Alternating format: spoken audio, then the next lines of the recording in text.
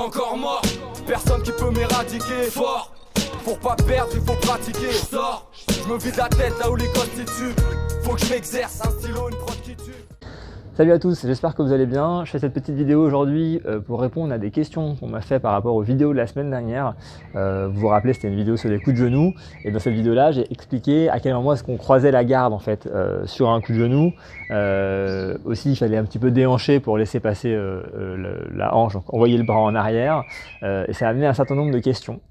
Et donc je voulais clarifier les questions parce que certains ne comprenaient pas que je dise que sur un middle kick la garde elle restait là, pourquoi est-ce que sur un genou je la faisais croiser, pourquoi est-ce que sur un front kick je la faisais croiser aussi, alors que voilà, encore une fois pas sur un middle. Donc certains pensaient que c'était un peu au hasard, ça l'est pas du tout au hasard. On m'a aussi demandé pourquoi est-ce que le bras partait derrière sur un middle kick alors que certains profs conseillent de le laisser devant. Donc là aussi je vais un peu répondre pour expliquer mon point de vue. Et en fait je pense que c'est des points de détail qui sont pas anecdotiques, hein, pas anecdotiques du tout, mais je pense que c'est quand même des points de détail dans la gestuelle et ça peut donner lieu à discussion. Et je pense que certains d'entre vous ne seront pas d'accord avec moi, que vous soyez pratiquant ou même coach. Je sais qu'il y a quelques coachs qui me regardent. Donc là, ce qui m'intéresserait serait qu'on échange un peu en commentaire sur est-ce que vous faites pareil que moi, ou si vous ne faites pas pareil que moi, est-ce que vous comprenez ce que je veux dire, pourquoi vous ne faites pas pareil que moi, c'est quoi votre point de vue à vous. Et donc voilà, qu'on fasse un petit échange sur ce point de gestuel, mais qui à mon avis me semble intéressant. Alors je vais laisser l'histoire de la garde devant, du point devant quand on shoot pour la fin. Pour l'instant, je vais vous clarifier mon sujet autour de à quel moment est-ce que je vais croiser ma garde ou la laisser en place. À titre d'exemple, sur un middle jambe arrière, je vais déhancher mon bras droit en arrière, mon bras gauche il va rester ici, bien levé, à cet endroit-là. Alors qu'à contrario, sur un genou direct, sans saisie, je vais plutôt avoir tendance à venir croiser la garde ici. C'est ce que je vous explique plusieurs fois. Voilà, genou, on vient ici, sur un middle, on va par là. Pareil sur un front kick jambe avant, je vais avoir tendance à croiser ma garde plutôt que de la laisser ici, bien en garde. Donc c'est pas au hasard, c'est pas un fruit du hasard. Je vais vous expliquer pourquoi, quel est le raisonnement derrière.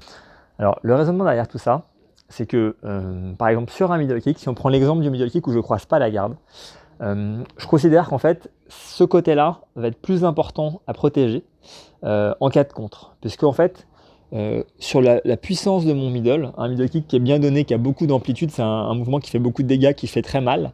Alors évidemment rien n'est infaillible, c'est complètement possible de se prendre un contre par un crochet du gauche quand on envoie un middle, c'est pas ce que je suis en train de dire, mais c'est nettement plus compliqué de timer correctement un contre qui va venir permettre de mettre un crochet gauche quand moi j'envoie mon middle jambe avant, parce que je rappelle que j'ai une plus longue allonge avec ma jambe que normalement mon adversaire avec son poing avant. Je parle toujours en droitier-droitier. Donc sur ce middle-là, je considère que ce côté-là est pas particulièrement vulnérable, parce que déjà normalement mon épaule protège à peu près le bas du visage, ok, pendant que je shoot, et puis surtout voilà, il y a un coup puissant et très long qui va faire un quart de cercle qui va vraiment venir couvrir toute cette zone-là où l'adversaire va quand même avoir du mal à rentrer. A contrario, sur ce côté-là, si l'adversaire il décide de tourner pour reculer un peu, laisser l'amplitude du coup passer et le recevoir le plus tard possible et contrer avec un crochet du droit ou avec lui-même sa jambe arrière, et bien de ce côté-là, le coup a quand même pas mal de chances d'arriver. Ça peut être un high kick jambe arrière de mon adversaire, ça peut être un crochet du droit de mon adversaire. C'est nettement plus probable, selon moi, plutôt que le coup arrive de ce côté-là. Donc je préfère rester bien fermé là avec mon épaule quand je shoot, et par contre venir avec ma main ici relativement forte, au cas où le contre arrive.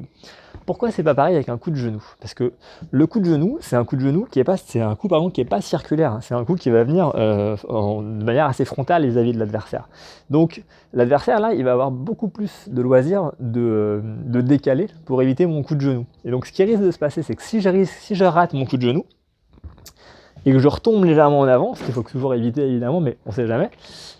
Si j'ai tendance à rater mon coup de genou parce que je suis trop loin ou parce que mon adversaire a décalé, et ben quand je retombe devant, là je suis extrêmement vulnérable. Je suis extrêmement vulnérable au crochet gauche de l'adversaire. C'est-à-dire que vraiment, j'ai avancé sur lui, il peut rentrer un crochet gauche, je vais vraiment avancer le menton dessus.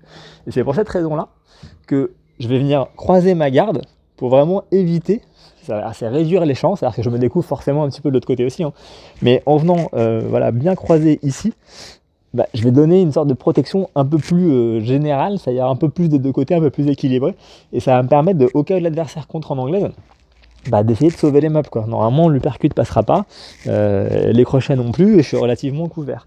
Donc, comme là, j'ai pas d'amplitude, je couvre pas beaucoup de terrain avec mon coup, c'est un coup très frontal, donc vraiment l'adversaire il peut bouger, il peut se décaler beaucoup plus facilement, quoi. Donc sur un coup, voilà, qui va devenir un peu plus frontal encore une fois, l'adversaire va pouvoir tourner, et je vais avoir tendance à demander de bien croiser la garde pour que le contre soit moins évident. Et c'est pareil avec le front kick, c'est exactement la même chose avec le front kick.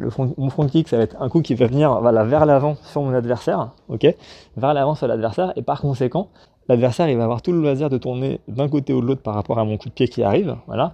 Et donc je vais croiser ma garde pour que si jamais l'adversaire tourne, ok, et peu importe qu'il aille de ce côté-là ou de ce côté-là, je vais avoir une garde à peu près équilibrée et je vais pouvoir à peu près me protéger.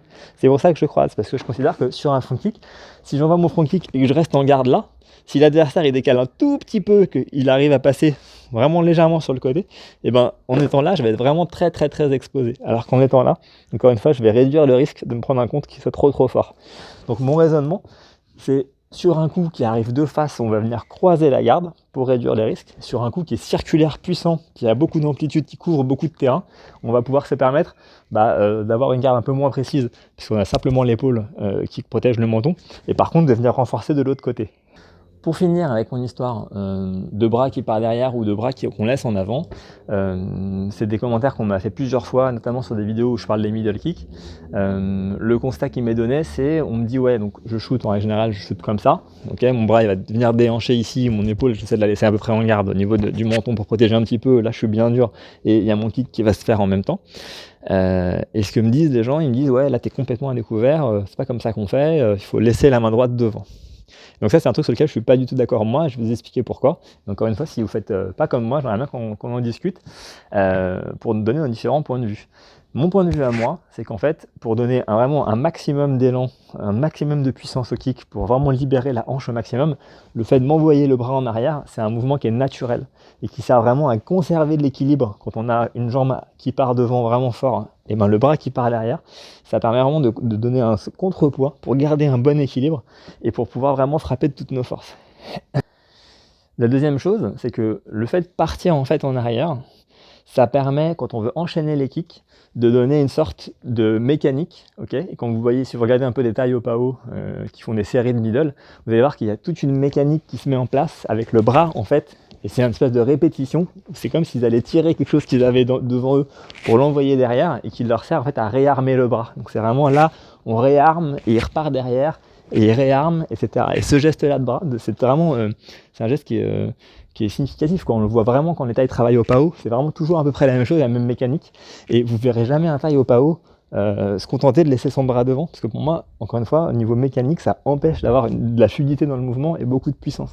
C'est vraiment compliqué d'enchaîner au pao en laissant la main devant, alors qu'en étant en garde et en enchaînant comme ça, et là oui, il y a vraiment plus de fluidité, et à mon avis, à mon sens, beaucoup plus de puissance. Un autre argument qui fait que je suis pas fan du fait de laisser le bras devant, quand on va venir travailler en middle, c'est que pour moi c'est un risque de se faire saisir par l'adversaire. C'est-à-dire qu'un bras qui est laissé devant en protection ou pour gêner l'adversaire, en vrai ça peut être un appui, ça peut être un support sur l'adversaire qui va venir crocheter potentiellement le gant et pour revenir piquer après en genou, ça peut se faire. Voilà, on vient bien crocheter le gant pour contrer en genou.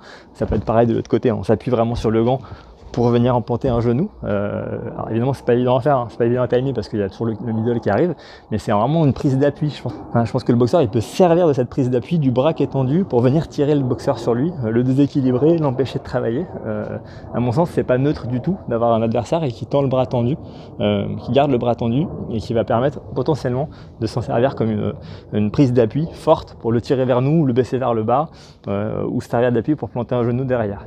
Et donc le seul moment où moi je conseille de laisser le bras devant pour envoyer un middle, c'est quand on a une saisie effective sur l'adversaire. Par exemple un adversaire qu'on aurait coincé dans le coin, si on a une saisie vraiment dure sur sa garde, sur son visage, sur sa nuque ou quoi, alors évidemment on peut envoyer le genou, mais c'est la même mécanique que ce que je vous expliquais la semaine dernière. Si on a une saisie, on s'en sert pour planter le genou et tirer vers le bas, mais ça peut être la même chose pour pousser sur le côté pendant qu'on vient mettre un middle, ok, ou un low kick pour faire tomber. Donc là, si vous avez une prise d'appui dure qui va vous permettre de pousser le boxeur, votre adversaire, vers votre kick, et justement amplifier votre mouvement et là donner de la puissance, là oui ça a du sens de mettre son bras devant.